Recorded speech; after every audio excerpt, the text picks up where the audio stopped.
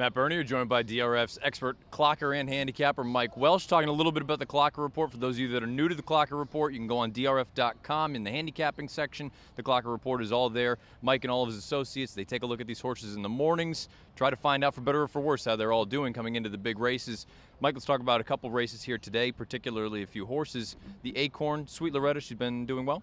She's been doing terrific. She's been training over on the training track, which is a little bit deeper surface, especially the last couple of weeks. I haven't been here the whole meet, but certainly the 10 days or so I was here, noticeably tiring, laboring track, and that's why I like her, the way she handled it.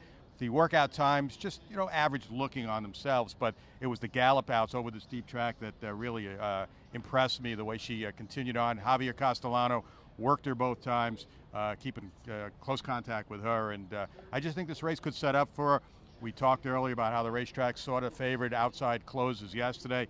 We've only seen one race so far today. Hard to get a gauge on it, but the race could set up for her as well. Let's talk a little bit about the big horse coming in from the West Coast, Songbird. She makes her seasonal debut in the Ogden Phipps this afternoon.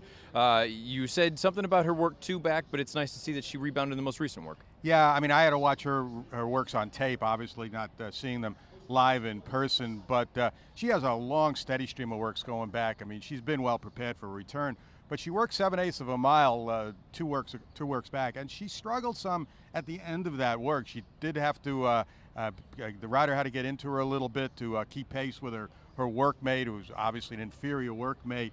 So I was a little taken aback by that. It wasn't a horrible work by average standards, but she's a superior workhorse, so I was a little concerned by that. But then she came back, I think it was 6 days later, with a terrific looking half mile, did it as easy as can be, looked happy, had her ears pricked. So off that 7/8 work, I might have been inclined to perhaps take a chance against her. Now, she's a tough horse to bet on, but she's certainly a hard horse to bet against with any real confidence in there.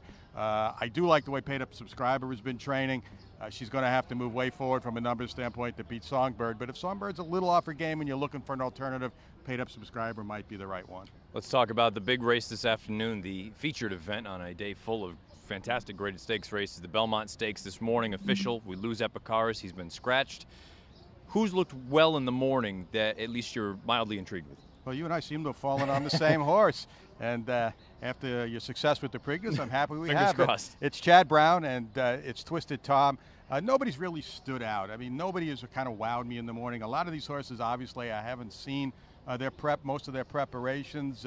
Kind of an odd Belmont from many standpoints this year, including the way horses were brought up to the race. A lot of them did their training out of town, just came in for the last several days, including Irish Warcry, the favorite.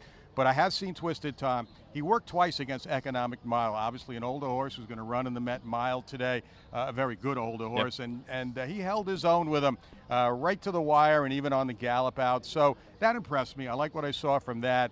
Like I said, it's Chad Brown, who's red hot right now. It's Javier Castellano. He's 3 for 3 this year. He's perfect around 2 turns. A little longer today. It's a question mark for him. It's a question mark for all of them. But he does have some pedigree too. So at the price, why not take a shot? I mean, this race is as wide open as it gets. All of these fantastic nuggets and then some in the DRF Clocker Report. You can find it again in the handicapping section on drf.com. Expert clocker Mike Welsch and all of his associates, that do fantastic work. And again, keep in mind, not just looking for good things from the horses, but possibly some negatives, maybe some reasons to play against some shorter prices. All that and more. drf.com, the handicapping section.